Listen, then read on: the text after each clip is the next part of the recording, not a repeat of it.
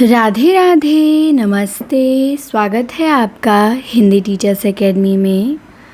तो 2 क्लासें ली थी जिसमें हमने नेट के PYQ वन लाइनर देखेंगे और ये है हमारी तीसरी क्लास। तो चलिए शुरू करते हैं। पहला प्रश्न है कि शेष स्मृतियाँ संस्मरण है। किसका संस्मरण है? तो कुंवर चंद प्रकाश सिंह ने लिखा है शेष स्मृतियाँ। आखिरी कलाम जायसी की रचना है, कब प्रकाशित हुई? 1528 ईस्वी में।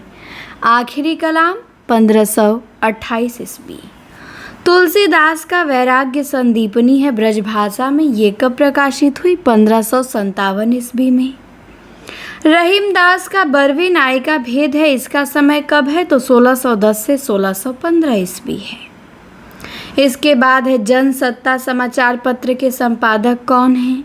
तो ओम थानवी हैं और इसका डेट क्या है? तो 1930 ईस्वी है।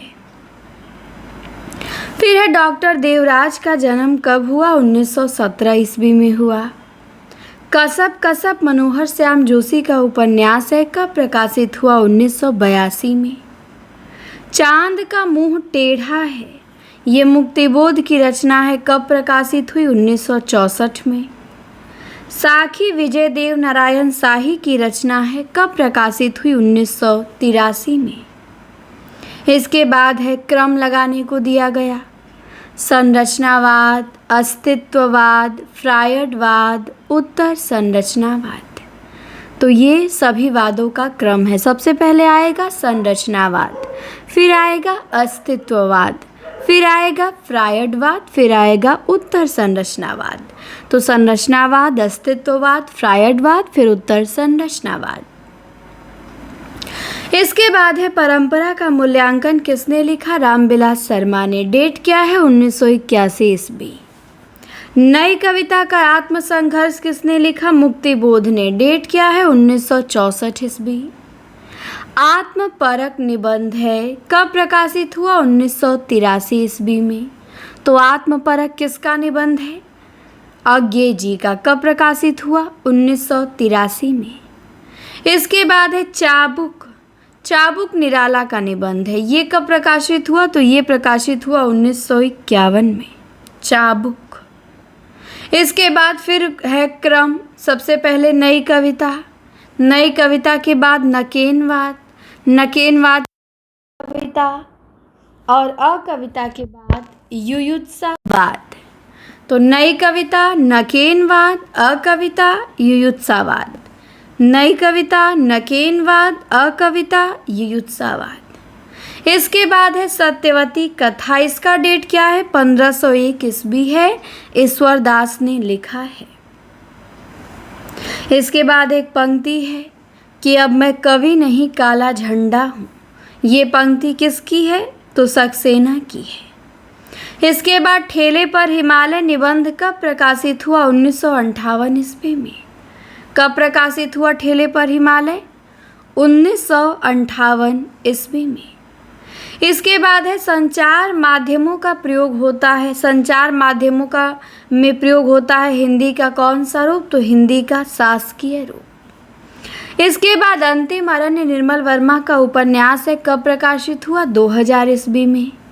कब तक पुकारूं रांगिए राघव का उपन्यास है, कब प्रकाशित हुआ? 1957 में। डूबते मस्तूल नरेश मेहता का उपन्यास है, कब प्रकाशित हुआ? 1954 में। भूतनाथ खत्री का उपन्यास है, कब प्रकाशित हुआ? 1906 में।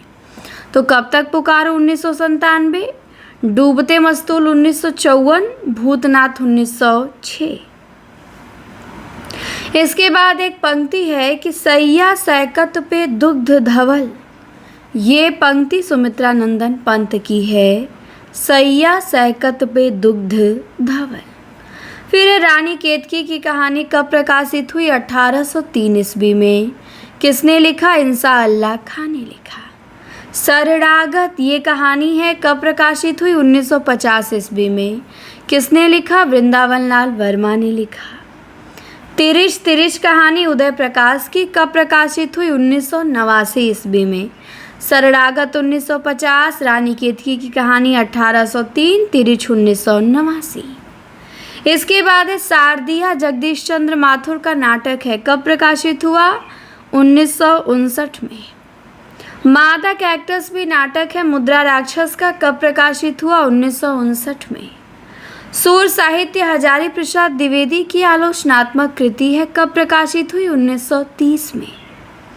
इसके बाद हजारी का ही निबंध है, कालिदास की लालित्य योजना, ये कब प्रकाशित हुआ? तो 1965 में। मध्यकालीन बोध का स्वरूप 1970 में प्रकाशित हुआ। अतीत के चलचित्र रेखा चित्र है महादेवी वर्मा का, 1941 में प्रकाशित हुआ।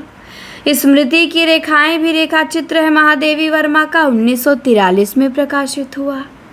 माटी की मूर्ति रेखा चित्र है बेनीपुरी का, 1946 में प्रकाशित हुआ। गेहूं और गुलाब रेखा चित्र है बेनीपुरी का, 1950 में प्रकाशित हुआ। तो माटी की मूर्ति 1946, गेहूं और गुलाब 1950। इसके बाद अमिट रेखाएं, ये भी है रेखा चित्र, सत्यवती मलिक का, 1951 में प्रकाशित हुआ। अमिट रेखाएं 1951, सत्यवती मलिक। कुछ शब्द कुछ रेखाएं, विष्णु प्रभाकर का रेखा चित्र है, 1965 में प्रकाशित हुआ। भारतेंदु पत्रिका का प्रकाशन वर्ष 1884 ईस्वी है। भारतेंदु पत्रिका का प्रकाशन वर्ष 1884 ईस्वी है। इसके बाद प्रलय की छाया, ये लंबी कविता है प्रसाद जी की। तो प्रलय की छाया लंबी कविता किसकी है? प्रसाद जी की। कब प्रकाशित हुई? 1931 ईस्वी में। कब प्रकाशित हुई? 1931 में। इसके बाद है असाध्य वीणा कविता, कब प्रकाशित हुई? तो असाध्य वीणा 1961 में प्रकाशित हुई। असाध्य वीणा कब प्रकाशित हुई? 1961 में।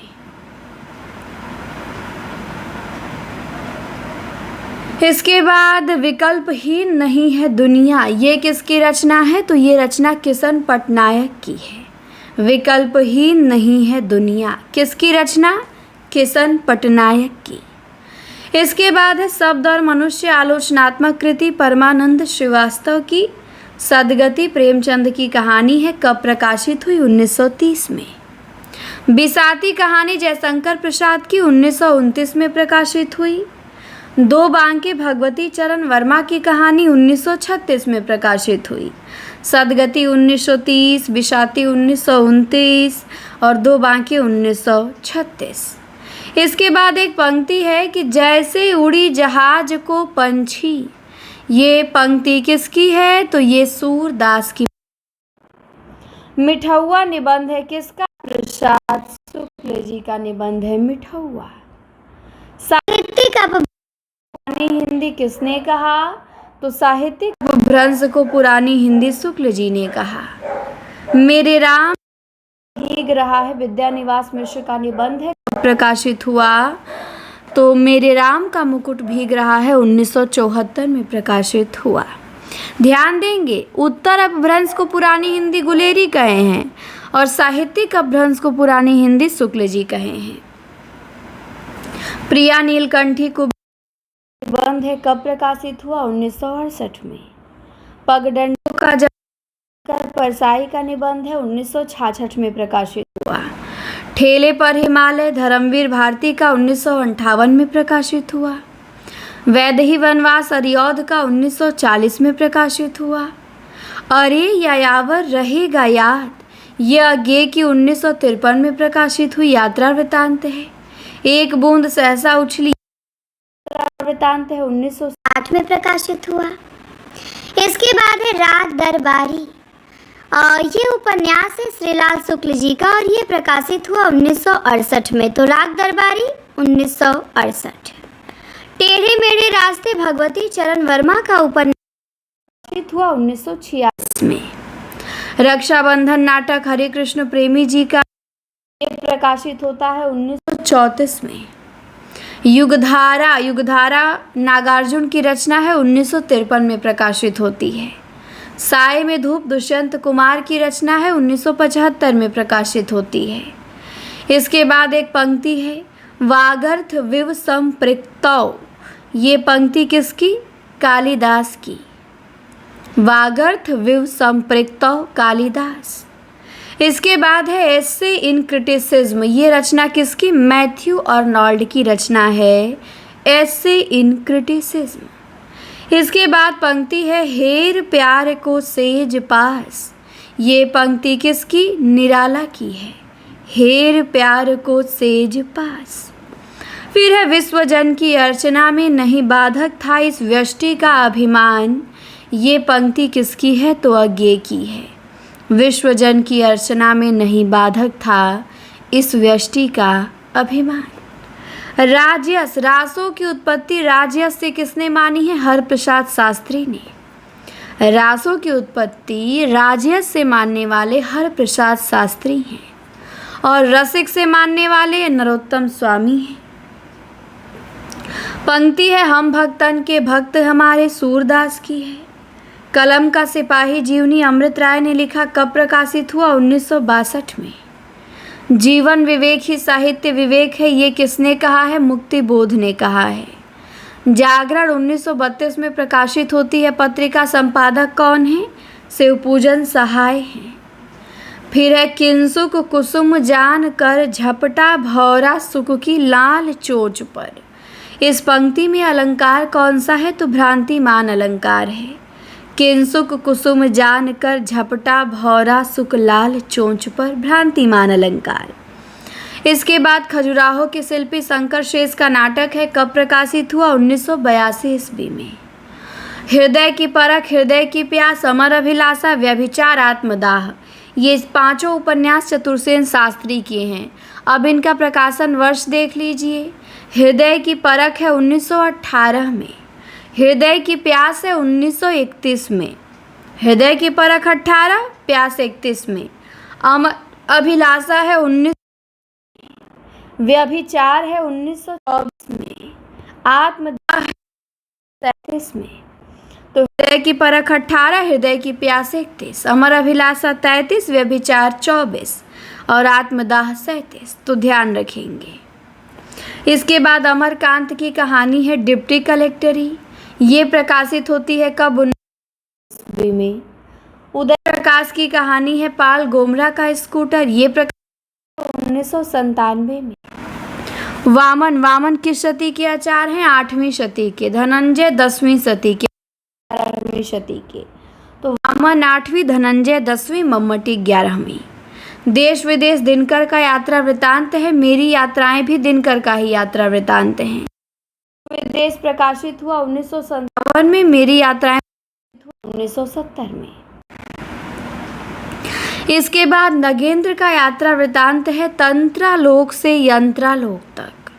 ये कब प्रकाशित हुआ? 1968 ईस्वी में। अप्रवासी की यात्राएं नगेंद्र का, ये कब प्रकाशित हुआ? 1972। हस्ते निर्झर भक्ति भट्ट, ये कब प्रकाशित हुआ? 1966 ईस्वी में।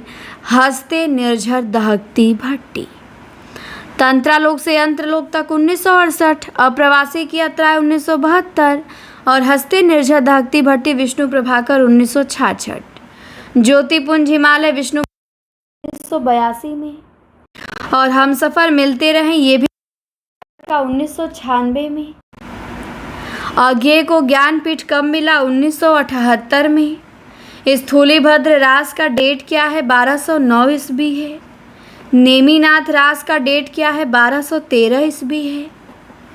संगीत रत्नाकर का समय क्या है? 13वीं शती है संगीत रत्नाकर का समय। इसके बाद आगे आते हैं।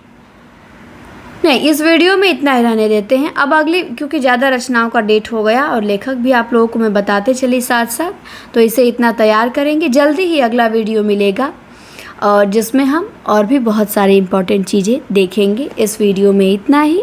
वीडियो अच्छी लगे तो लाइक शेयर सब्सक्राइब ज़रूर करें। इसमें आपको सारे PYQ मिल जाएंगे। तो आप सभी का बहुत बहुत धन्यवाद। वीडियो को अधिक से अधिक शेयर करें, लाइक करें। मिलते हैं जल्दी अगले वीडियो में।